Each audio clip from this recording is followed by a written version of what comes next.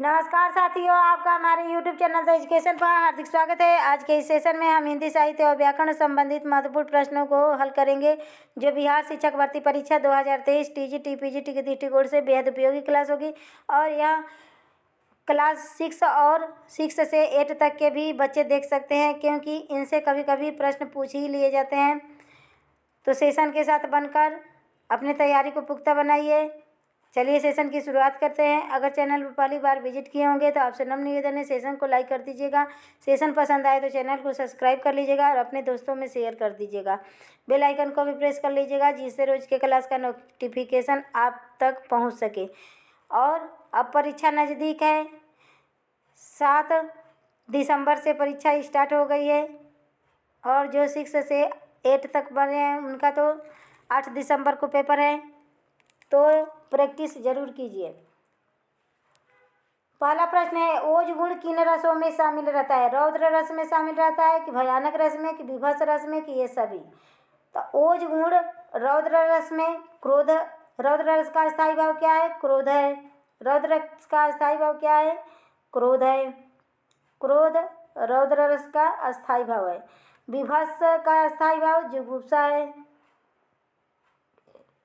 जुगुप्सा है। जुगुप्सा विभत्स रस का अस्थायी भाव है। भयानक रस का अस्थायी भाव भय है। भय भयानक रस का अस्थायी भाव है। तो इसका राइट आंसर ऑप्शन नंबर ख होगा। इन तीनों रसों में ओज गुण पाया जाता है। नेक्स्ट प्रश्न देखते हैं। ट वर्ण की अधिकता किन रीति में होती है? रीति कितनी प्रकार की होती है? तो रीति 3 प्रकार की होती है। वैदर्भी रीत, गौड़ी रीत, पंचाली रीत। और गुण भी 3 प्रकार का होता है। ओज गुण, ओज गुण, ओज गुण, प्रसाद गुण और माधुर्य गुण। माधुर्य गुण। रीति भी 3 प्रकार की होती है काव्य शास्त्र में, और गुण भी 3 प्रकार का होता है। तो पूछा है त वर्ण की अधिकता किन रीति में होती है? वैदर्भी रीति में होती है कि गौड़ी रीति में होती है कि पंचाली रीति में होती है कि इनमें से कोई नहीं? तो ओज गुण या ट वर्ण। ट वर्ण कर्कश ध्वनियाँ होती है, ट ठ ड ढ। तो इसका प्रयोग गौड़ी रीति में होता है। ऑप्शन नंबर ख राइट आंसर। और इसमें देखिए, रीति पूछे तो गौड़ीय रीति, ट वर्ण की अधिकता, और गुण पूछे तो ओज गुण। ओज गुण और गौड़ीय रीति में ट वर्णों की अधिकता होती है, महाप्राण वर्णों की अधिकता होती है, और द्वित व्यंजनों की अधिकता होती है। द्वित व्यंजन क्या होता है? जैसे लड्डू लिखे तो जैसे लिखे पप्पू तो प आधा प अपू। तो यह क्या है? यह द्वित ध्वनियाँ है। एक ही जैसे 2 ध्वनि प्रयोग हो गई है। क्वेश्चन नंबर 3 है, निम्न में से माधुर्य गुण का लक्षण नहीं है, नहीं पूछा है। ट वर्णों को छोड़कर सभी वर्णों का प्रयोग। ठीक है, माधुर्य गुण में ट वर्णों को छोड़कर सभी वर्णों का प्रयोग होता है, क्योंकि ट वर्ण कर्कश ध्वनियाँ होती है। तो यह तो सही है, तो यह कट जाएगा, क्योंकि नहीं पूछा है।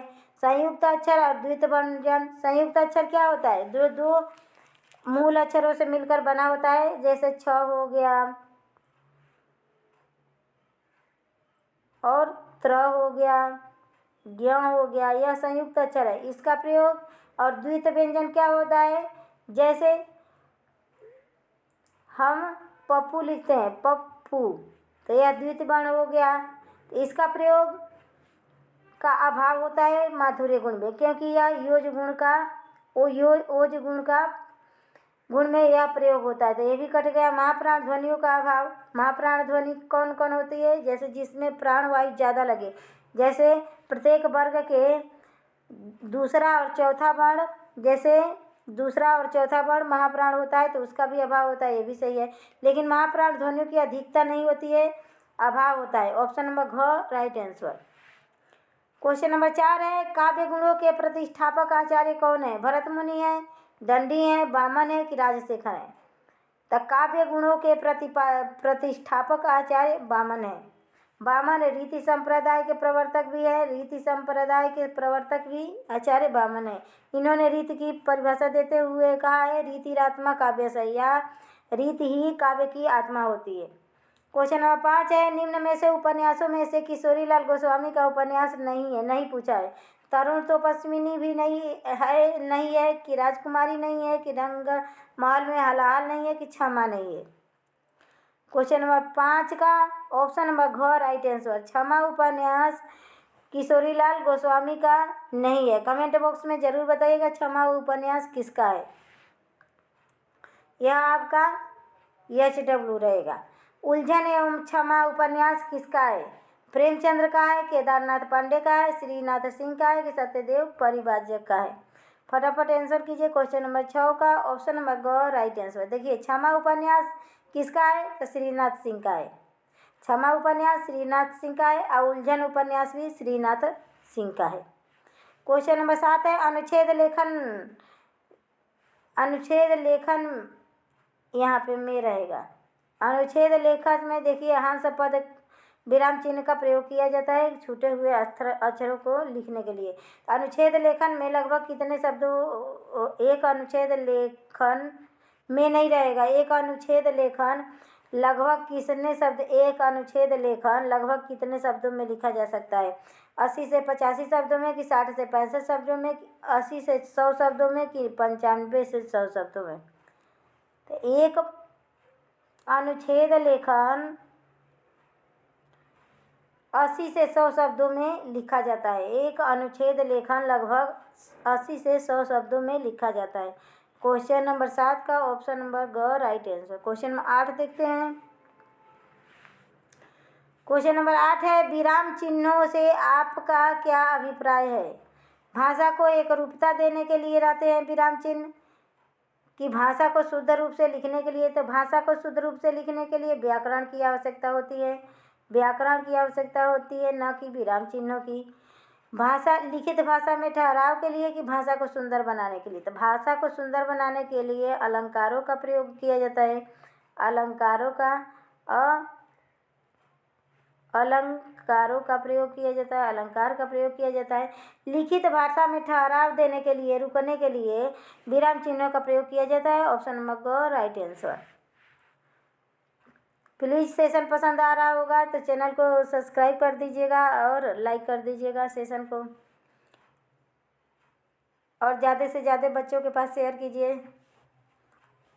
नीचे दिए गए विराम चिन्हों में से उपविराम चिन्ह कौन सा है? ऑप्शन नंबर क है कि ख है कि ग है कि घ है? तो ए है अर्धविराम चिन्ह, अर्धविराम चिन्ह, अर्धविराम चिन्ह, विराम चिन्ह है, अर्धविराम चिन्ह है। ए है उद्धरण, अवतरण या उद्धरण चिन्ह कहते हैं इसे, और यह है संबोधन चिन्ह। तो ऑप्शन नंबर ख राइट आंसर, उपविराम चिन्ह यह है। क्वेश्चन नंबर 10 है इनमें से विराम चिन्ह में से लाघव चिन्ह किसे कहते हैं? तो किसी शब्द को छोटे में संकीर्ण करने के लिए लाघव चिन्हों का प्रयोग किया जाता है। जैसे हम पंडित लिखेंगे तो बस लाघव चिन्ह का प्रयोग कर देंगे, पंडित लिख देंगे, पंडित हो गया। ऐसे पंडित इतना लंबा चौड़ा लिखे के पंडित। तो ऑप्शन नंबर घ राइट आंसर।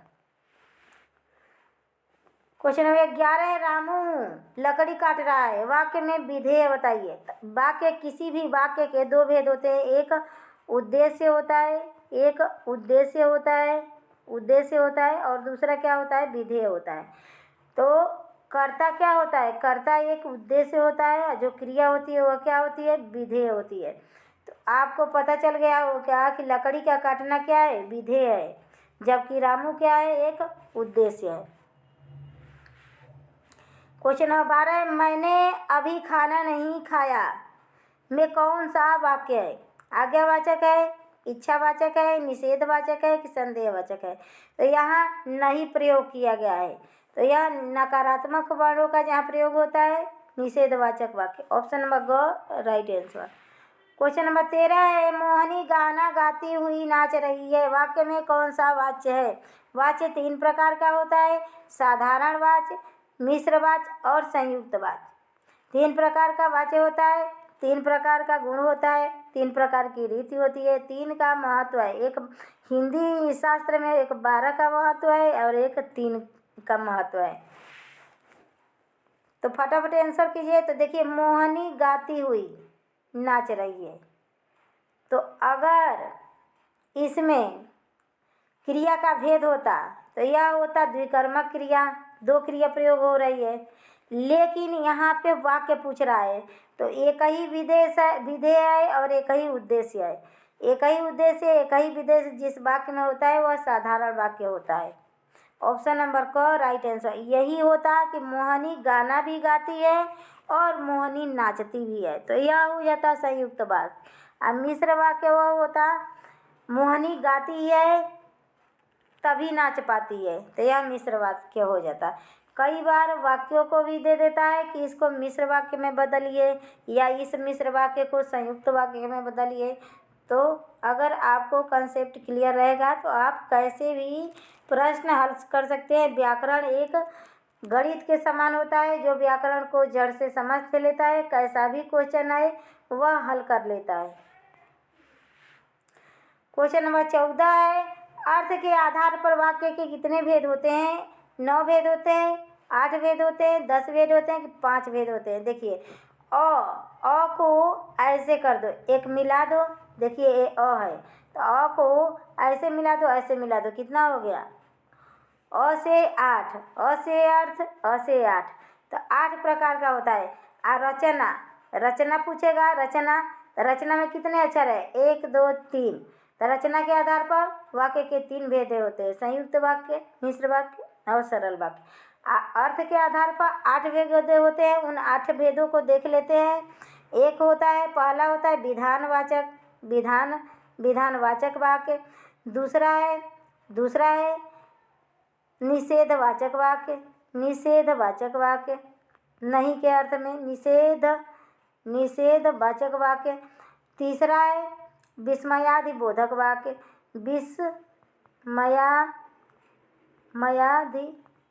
विस्मयादिबोधक वाक्य, और चौथा है संकेतवाचक वाक्य। पांचवा है इच्छावाचक वाक्य। छठवां है प्रश्नवाचक वाक्य।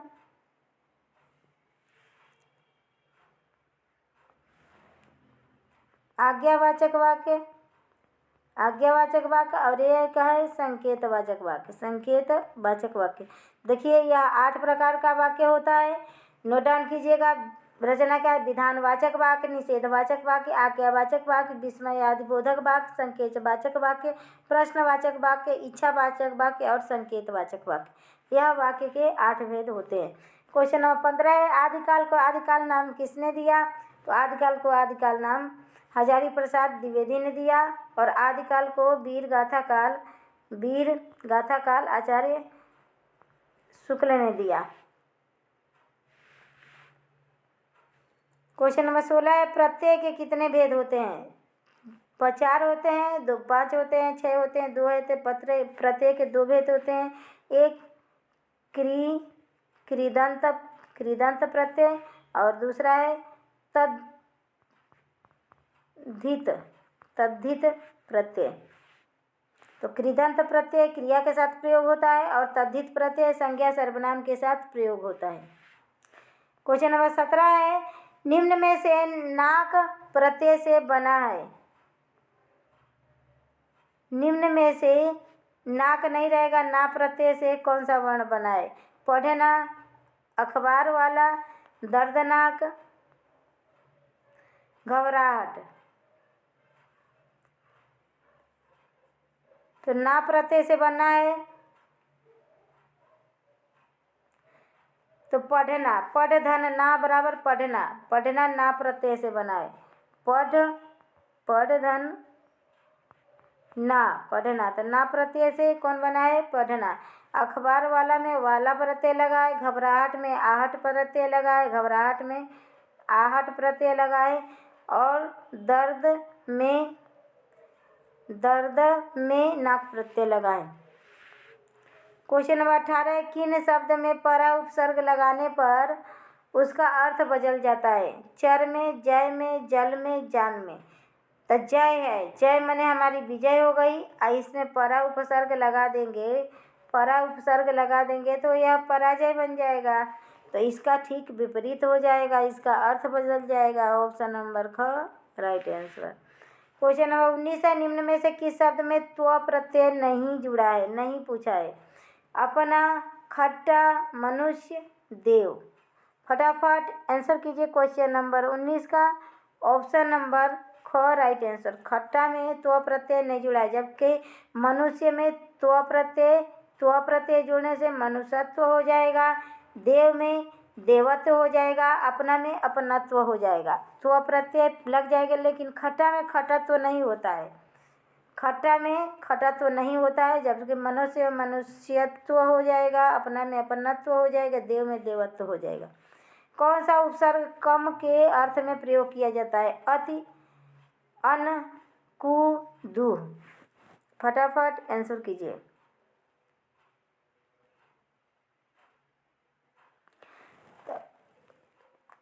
क्वेश्चन नंबर 20 का ऑप्शन नंबर ख राइट आंसर। अन उपसर्ग अन माने कम के अर्थ में प्रयोग होता है। अति माने अधिक। कु माने कु बुरा के अर्थ में प्रयोग होता है। कु बुरा के अर्थ में प्रयोग होता है, जैसे कुमार्ग, कुशासन।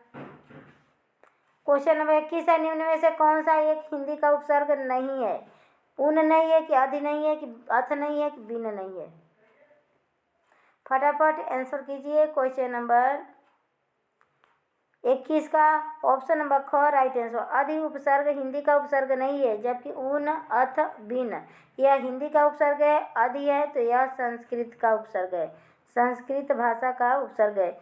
संस्कृत में कुल 12 उपसर्ग होते हैं, जबकि संस्कृत में कुल 22 उपसर्ग होते हैं, जबकि हिंदी में कुल 12 उपसर्ग होते हैं। क्वेश्चन नंबर 22 है। निर्धन शब्द में कौन सा समास है? द्विगु है कि तत्पुरुष है कि बहुब्रीहि है कि ध्वन है? तो निर्धन मतलब जिसके पास कोई धन नहीं हो, उसे निर्धन कहेंगे या अकिंचन कहेंगे? अकिंचन। अकिंचन इसके या जिसके पास कुछ भी ना हो उसके लिए भी प्रयोग होता है, और निर्धन के लिए भी प्रयोग होता है। तो इसमें बहुब्रीहि समास है। कोई तीसरा पद प्रधान है। वनवास में कौन सा समास है? तो वन में वास तत्पुरुष समास, कारक चिन्ह छिपा है। क्वेश्चन नंबर 24 है। जगन्नाथ में कौन सी संधि है? तो जगत प्लस नाथ, जगन्नाथ। तो देखिए लास्ट में शुरू के वर्ण में संधि करने पर यदि लास्ट में त आए तो वह व्यंजन संधि होगा। पुस्तक का सही संधि विच्छेद कीजिए। तो पुस्तक धन आलय, पुस्तकों का घर। पुस्तक धन आलय, आलय मैंने क्या होता है? घर। और पुस्तक मैंने पुस्तक, पुस्तकों के लिए घर। इसका राइट आंसर होगा। क्वेश्चन नंबर 26 है। वर्ग वैषम्य एवं वर्ग चेतना की झलक। वर्ग वैषम्य एवं वर्ग चेतना की झलक प्रेमचंद के किस उपन्यास में झलकता है? गबन में कि गोदान में कि प्रेमाश्रम में कि रंगभूमि में? फटाफट आंसर कीजिए क्वेश्चन नंबर 26 का ऑप्शन नंबर ग राइट आंसर। प्रेमाश्रम उपन्यास में वर्ग वैषम्य और वर्ग चेतना की झलक प्रेमचंद्र के उपन्यास में दिखता है। प्रेम प्रतीक्षा किसका उपन्यास है? प्रेमघन का है, प्रेमचंद्र का है, श्रीनाथ सिंह का कि हरिऔध का है? क्वेश्चन नंबर 27 का ऑप्शन नंबर ग राइट आंसर। प्रेम परीक्षा श्रीनाथ सिंह का उपन्यास है। क्वेश्चन नंबर 28 है। राह बीती यात्रा वृत्तांत किसका है? राह वृत्ति क्या है? एक यात्रा वृत्तांत है। और यह किसका है? यशपाल का है कि केदारनाथ पांडे का है कि प्रभाकर माचवे का है कि सत्यदेव परिव्राजक का है? क्वेश्चन नंबर 28 का ऑप्शन नंबर क राइट आंसर। राह बीती यात्रा वृत्तांत यशपाल जी का है। क्वेश्चन नंबर 29 है। इनमें से भगवती प्रसाद वाजपेयी का कौन सा उपन्यास है? प्रेम प्रतीक है कि अनाथ पत्नी है कि त्यागमयी है कि सभी है? क्वेश्चन नंबर 29 का ऑप्शन नंबर घ राइट आंसर। देखिए भगवती प्रसाद वाजपेयी का प्रेम पथ भी उपन्यास है, अनाथ पत्नी भी है और त्यागमयी भी है।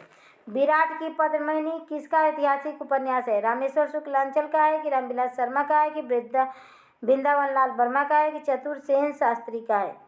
क्वेश्चन नंबर 30 का ऑप्शन नंबर ग राइट आंसर। विराट की पद्मिनी वृंदावन लाल वर्मा का ऐतिहासिक उपन्यास है।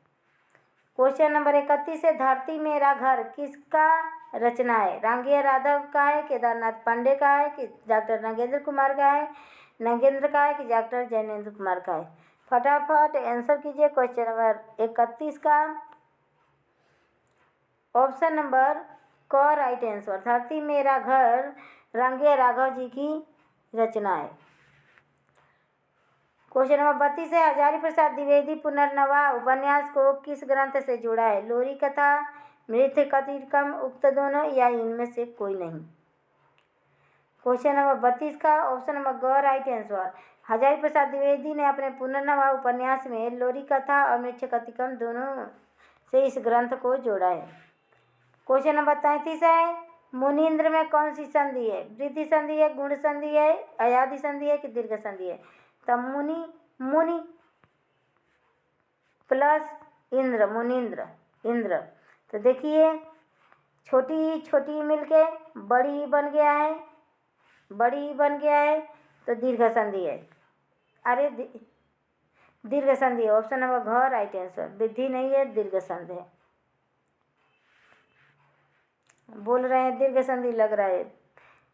क्वेश्चन नंबर 34 है, पावन शब्द का सही संधि विच्छेद बताइए। पोधन अन रहेगा कि पोधन अन रहेगा कि पूधन अन अयन रहेगा कि पोधन अवन रहेगा? तो पोधन अन पावन, अब वहीं पे पवन रहता, वहीं पे पवन रहता तो यह देखिए यह पोधन अन नहीं रहेगा, यह पौधन अन रहेगा। हाँ देखिए पौधन अन है, तब पावन है तो पौधन अन होगा क्योंकि आ का मात्रा है, यहीं पे पवन रहता, यहीं पे पवन रहता तब पोधन अन होता। तो इसका राइट आंसर ऑप्शन नंबर ख है। क्वेश्चन नंबर 35, निम्न जोड़ों को मिलाइए। प्रशंसा बोधक वाक्य, शोक बोधक वाक्य, घृणा बोधक वाक्य, संबोधन बोधक। तो प्रशंसा बोधक वाक्य, तुमने तो कमाल कर दिया, तुमने तो कमाल कर दिया, तो ए का चौथा, तो ए का चौथा किसमें है? इसी में, पहला ही ऑप्शन सही हो गया। अब मिला लेते हैं। शोक बोधक वाक्य, हे राम यह कैसे ठीक होगा? शोक बोधक का हे राम यह कैसे ठीक होगा? घृणा बोधक वाक्य, छी छी तुम कितने गंदे हो। संबंध बोधक वाक्य, अरे आप आ गए, यह संबोधन बोधक वाक्य है। तो option number 1 right answer. Question number 36 है, निम्न में से अक्षर अनेकार्थी नहीं है। ईश्वर नहीं है कि नष्ट होने वाला अक्षर का अनेकार्थी शब्द नहीं पूछा है। ब्रह्मा है कि जल है? फटाफट आंसर कीजिए। क्वेश्चन नंबर 36 का ऑप्शन नंबर ग राइट आंसर, अक्षर का यह अनेकार्थी शब्द नहीं है, जबकि ईश्वर अक्षर का अनेकार्थी शब्द है। नष्ट न होने वाला वस्तु भी अक्षर का अनेकार्थी है और जल भी है, ब्रह्मा नहीं है। आर्क अनेकार्थी नहीं है, आर्क का अनेकार्थी, तो आर्क में नहीं, आर्क नहीं रहेगा, अर्क रहेगा, अर्क रहेगा। आर्क नहीं रहेगा, अर्क रहेगा, तो अर्क का अनेकार्थी शब्द कौन सा नहीं है? आम का पेड़, काढ़ा, सूर्य, धतूरा। फटाफट आंसर कीजिए। क्वेश्चन नंबर 37 का ऑप्शन नंबर ग राइट आंसर, धतूरा अर्क का अनेकार्थी शब्द नहीं है, जबकि आम का पेड़, काढ़ा और सूर्य अर्क का समानार्थी शब्द है। क्वेश्चन नंबर 38 है, लक्ष्य और क्वेश्चन नंबर 38 है, लक्ष्य और लक्ष्य शब्द का सही शब्दार्थ है। लाख गरीब, लाख उद्देश्य, लाखे लाख गरीब, लाखे चार उद्देश्य। फटाफट आंसर कीजिए। क्वेश्चन नंबर 38 का ऑप्शन नंबर ख राइट आंसर। लक्ष्य मीन्स लाख होगा और लक्ष्य मीन्स उद्देश्य होगा। हमारा लक्ष्य क्या है, हमारा उद्देश्य क्या है। एक से ज़्यादा अर्थ रखने वाले शब्दों को क्या कहते हैं? तो अनेकार्थी शब्द कहते हैं। क्वेश्चन नंबर 40 है, जो हथियार हाथ से चलाया जाता है उसे क्या कहते हैं? अस्त्र कहते हैं, शस्त्र कहते हैं, शास्त्र कहते हैं कि हथियार? तो शास्त्र तो वेद को कहते हैं, तो जो वेद को पढ़ने वाला है शास्त्र, वेद शास्त्र। अस्त्र अशस्त्र में बताइए, हथियार नहीं होता है। तो जो हथियार हाथ से चलाया जाए, तो हाथ कहाँ पे होता है? शरीर, शरीर का एक अंग होता है, एक अंग होता है हाथ। तो जब हाथ से चलाया जा रहा है तो अस्त्र, शस्त्र होगा। स से क्या होता है? स से शरीर और स से शस्त्र। अस्त्र है जो फेंक कर चलाया जाता है, जैसे भाला हो गया तो भाला अस्त्र में आएगा। पूछ देगा भाला किस शस्त्र है कि अस्त्र है, तो भाला एक अस्त्र है क्योंकि फेंक के मारा जाता है। जो छिपाने योग्य हो उसके लिए एक शब्द गोपनीय होगा। उसके लिए एक शब्द क्या होगा?